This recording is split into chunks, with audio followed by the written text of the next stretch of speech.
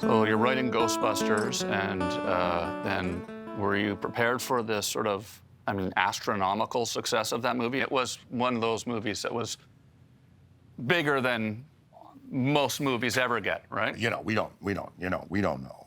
We were shooting the movie about halfway through, and Bill Murray and I went up to my house up in Woodrow Wilson Drive above Los Angeles. He said, you have written, and we are in probably what's going to be one of the biggest comedies of all time. And I said, well, Bill, we're only halfway through. How do you know? I know. And he knew, and he knew. His instincts are amazing. 13 weeks, it was at #1. Who does that now? Yeah. And that's the brilliance of Ivan Reitman as a producer and promoter. And then, of course, the great leading man, Bill Murray, one of our greatest comedy romantic leading men of all time. And then you have Harold Ramis co-writing the script. And a solid concept of where we took an old type ghost comedy movie, like Hold That Ghost or The Abbott and Costello or The Bowery Boys.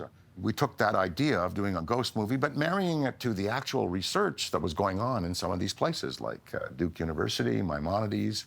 I had done all that research for my family that were spiritualists, and then Harold was well acquainted with it, although he was not a believer, as I am.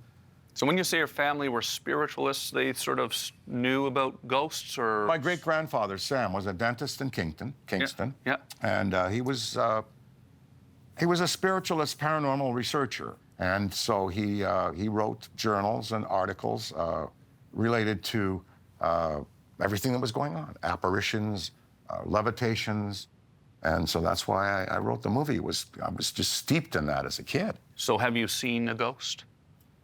I have not. I feel that one night I may have been had a presence get into bed with me. I went to sleep, and then I woke up because I felt something next to me, and I looked over next to me and I saw the mattress depress, in like a bum-sized, depression. Yeah. And I saw that, okay, well, gee, that's unusual. And I felt a presence, but I just kind of turned over and kind of wiggled up against it and went to sleep. There are many great ghost stories that are so credible, and I know that it's a reality. The invisible world is at work all around us all the time.